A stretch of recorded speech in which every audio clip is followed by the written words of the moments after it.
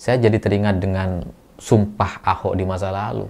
Ini jadi seperti karma terakhir Ahok kepada orang yang selama ini ikut membuat dia masuk penjara. Dan Jokowi tidak hanya dipermalukan, tapi juga sakit kulit mengelupas secara bersamaan kok ia bertepatan dengan isu ijazah palsu.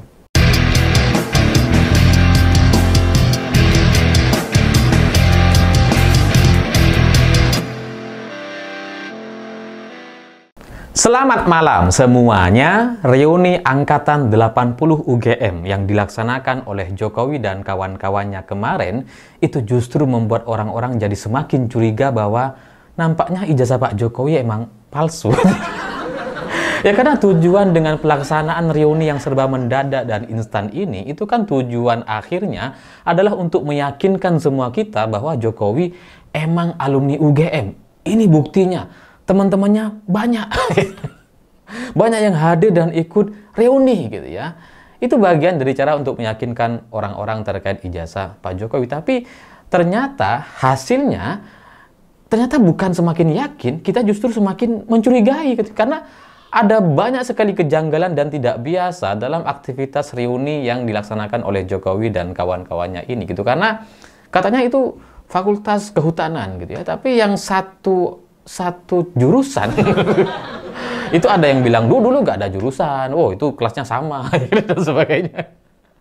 Itu udah janggal gitu ya. Terus kemudian dari orang-orang yang ikut berfoto itu ternyata ya selain soal baju Jokowi yang beda sendiri gitu ya, dia kayak datang dengan baju kemeja putih dan sementara yang lain pakai baju biru.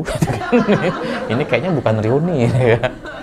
Tapi ternyata dari orang-orang yang hadir itu juga ada yang ketahuan wartawan yang sering bikin konten di rumah Jokowi. Sebenarnya dia ya wartawan, mantan wartawan kayaknya gitu ya. Ya dia sering bikin konten sosial media di rumah Jokowi atau ikut terlibat dalam kegiatan-kegiatan Pak Jokowi selama setahun terakhir ini. Dan kemudian kemarin dia ikut berfoto pakai kaos biru. Dan orang-orang ada yang bilang kayaknya itu bukan lulusan UGM.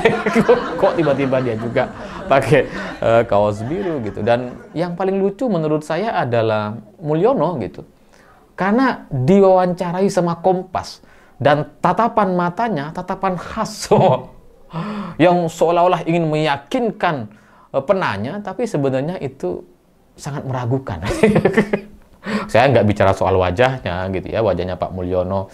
Ini saya nggak mau membahas soal itulah ya. Mungkin bisa aja ada alumni UGM yang ya setelah tua jadi ya kayak begitu bisa gitu ya. Cuma ternyata setelah diwawancarai sama Kompas ada banyak sekali kejanggalan dan kemudian netizen menemukan bahwa ini nampaknya bukan Mulyono, ini kayaknya Wakidi gitu ya. Katanya gitu ya. Wakidi calo tiket ini di terminal katanya. Kok tiba-tiba pakai kaos biru gitu ya. Ya kalaupun ada tuduhan yang seperti itu, bagi saya sebenarnya secara positif saya ingin bilang biasa saja, bisa saja gitu, biasa gitu. Ya karena kalau ada yang bilang itu namanya Mulyono, itu namanya Wakidi, ya kan bisa aja namanya Mulyono Wakidi atau Mulyono Widodo, ya bisa aja. Mulyono Yudhoyono, bisa juga gitu kan.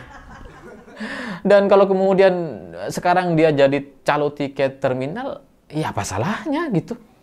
Kan nggak apa-apa gitu ya, alumni UGM terus kemudian jadi calo tiket terminal, ya baik-baik saja lah gitu. Lawang namanya pekerjaan, cari rezeki di mana-mana kan boleh gitu ya. Masa alumni UGM nggak boleh jadi calo tiket sih? Ya kalau soal komentar-komentar ini saya lagi belain Pak Mulyono atau Pak Wakidi gitu ya. Ada juga komentar orang-orang yang wah itu kok bisa alumni UGM nggak mampu beli gigi gitu ya, karena giginya udah ompong ya. Ya itu namanya takdir gitu ya. Dalam perjalanan hidup kita ini ya nggak ada yang tahu dan itu biasa saja gitu. Alumni UGM, alumni Harvard gitu ya. Ya bisa aja kemudian berakhir tidak mampu beli gigi palsu. Jadi semua keraguan-keraguan yang disampaikan oleh netizen sebenarnya itu mudah untuk dipatahkan, kecuali beberapa keraguan yang memang ya itu sulit untuk kita terima. Seperti misalkan reuni tiba-tiba pakai name tag.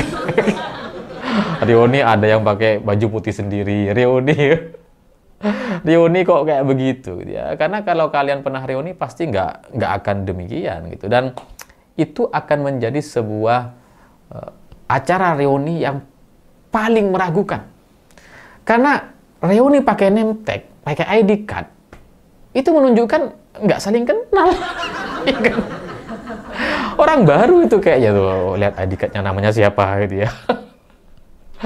Ya karena selupa-lupanya kita dengan teman, wajah orang itu kan nggak akan berubah dari waktu ke waktu. Ya mungkin lebih tua, tapi kita tetap akan ingat dengan kenangannya di masa lalu. Jadi kalau setiap anggota, setiap peserta reuni pakai ID card, itu memang kayak nggak saling kenal.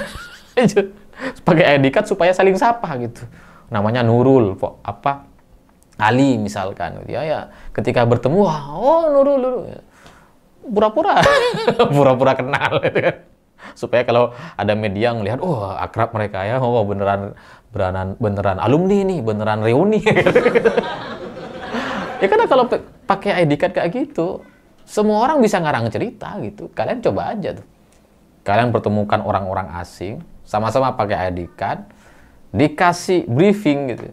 Oh nanti pokoknya ketika acara saling kenal, ngarang cerita masing-masing. Bisa aja.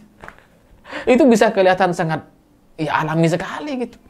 Tiba-tiba ada yang nyapa, dulu kamu itu ya ngerjain skripsinya sama saya gitu. Oh kamu dulu satu kos sama saya. Bisa gitu, karena udah ada ID card-nya di sini namanya gitu. Ya berpura-pura seperti ini dalam politik itu biasa. Saya juga pernah terlibat dalam drama yang seperti itu. Jadi saya sebenarnya pernah kenal dengan seseorang gitu ya, udah lama kenalnya dan beberapa kali ketemu.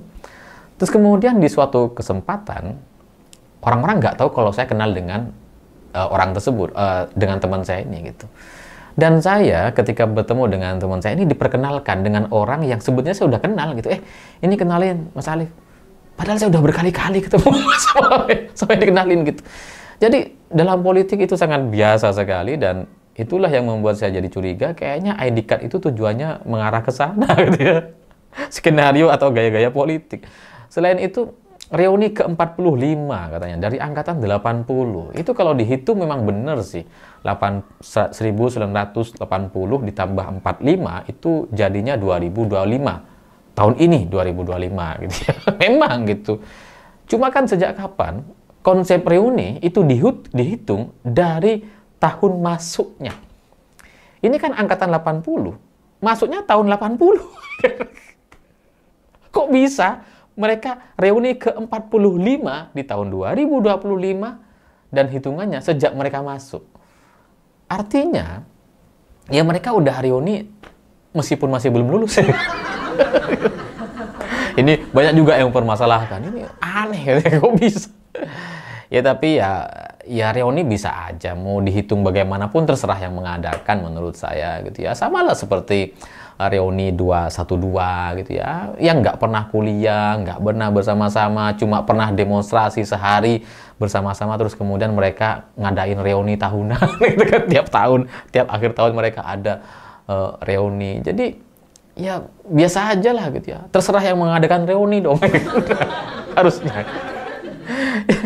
Jadi ya kalau kejanggalan-kejanggalan seperti itu saya masih bisa maklumi ya, karena mungkin ya suka-suka yang mengadakan gitu. Kalau mereka mau ngitung seperti itu ya gimana gitu. Ya mana tahu mereka sejak tahun 80 emang tiap tahun udah reuni gitu. Belum lulus udah reuni, kan bisa aja. Apa yang nggak bisa gitu. Lawang demo aja ada reuninya, masa orang yang kuliah nggak ada reuninya? Kan nggak apa-apa. Reuni itu kan bukan hanya bisa dilakukan untuk orang yang lulus-lulus saja gitu. Yang belum lulus pun bisa ikut reuni sebenarnya gitu. Jadi kalau mereka angkatan 80 UGM ini reuni sejak awal mereka masuk tahun pertama jadi mahasiswa, sudah reuni tahun depannya, ya biarin aja. Reuni kan memang bebas gitu. Reuni itu nggak diatur di undang-undang kok. Nggak lulus juga bisa reuni gitu. Teman-teman saya juga gitu. Teman-teman saya ada yang ikut reuni meskipun dulu cuma sampai SMA kelas 2 atau SMP kelas 3 gitu ya, nggak sampai lulus, ikut juga reuni. Nggak masalah, reuni itu bukan sebuah tanda seseorang lulus gitu. Orang yang DO berhenti, sakit dan sebagainya, ya tetap aja bisa ikut-ikut reuni selama kenal dengan teman-teman yang ada dan hadir di acara reuni tersebut. Jadi kalau Jokowi coba meyakinkan rakyat sebagai lulusan UGM dengan ikut acara reuni seperti ini, dan itu yang juga disampaikan oleh Jokowi, bagi saya itu jawaban yang sangat tidak nyambung. Ini kalau ikut tes nih nggak lulus nih. Karena yang menjadi pertanyaan kan ijazahnya asli atau palsu. Jawabannya jelas bukan reuni. ini pertanyaannya apa, jawabannya apa gitu. Ijazah palsu kok jawabnya reuni. Ijazah palsu kok jawabnya survei. Emang kocak gitu. Jadi ya semua hal terkait isu ijazah palsu hari ini sebenarnya kalau kita lihat itu ya karena dibikin ruwet oleh Jokowi sendiri. Karena kalau sejak awal seandainya itu ditunjukkan saja ini ijazah saya, silahkan nilai, silahkan publikasikan dan nggak ada rahasia soal itu. Lawang jangankan ijazah, harta kekayaan aja dibuka kok ke publik gitu ya. Punya rumah di mana, punya mobil berapa, dibuka semua gitu. Plat nomornya berapa ada. Soal ijazah yang nggak ada hubungannya, nggak ada nggak ada kaitannya dengan privasi sebenarnya, kok nggak bisa ditunjukkan. Seandainya sejak awal ini ditunjukkan, maka ini selesai gitu, nggak akan rame-rame seperti sekarang. Nggak perlu juga reuni-reunian seperti ini, nggak perlu juga survei dan sebagainya. Apa susahnya nunjukin ijazah? Lawang teman-temannya Jokowi, katanya teman-teman alumni UGM yang lain yang merasa satu angkatan, ya meskipun tidak ketemu Jokowi, ada juga yang nunjukin tuh, ini ijazah asli UGM saya. Semua orang menunjukkan dan biasa saja gitu. Kenapa Jokowi nggak bisa? Ya tapi kalau sekarang udah terlanjur gitu, udah terlambat lah. Orang udah banyak nggak percaya dan Pak Jokowi juga sudah terlihat berkali-kali bohong dan kelihatan sulit untuk ditutupi lagi. Seperti misalkan IPK-nya nggak nyampe 2, terus kemudian Kasmojo katanya adalah dosen pembimbing yang galak sekali, bolak-balik datang dimarahi, balik lagi. Ternyata bukan gitu ya. Jadi dari semua cerita-cerita itu gimana caranya orang bisa percaya dengan Jokowi hari ini gitu. Seandainya ini ditunjukkan sejak awal kan nggak perlu semua drama ini, nggak perlu lawyer, nggak perlu reuni-reunian, nggak perlu. Tunjukin aja gitu, mau itu asli atau palsu atau replika yang sebenarnya emang lulus dulu terus kemudian dibikin replikanya karena hilang dan sebagainya. Ya kalau itu ditunjukkan dan dengan cara jujur, ini nggak akan panjang dramanya, nggak akan kemana-mana. Gitu.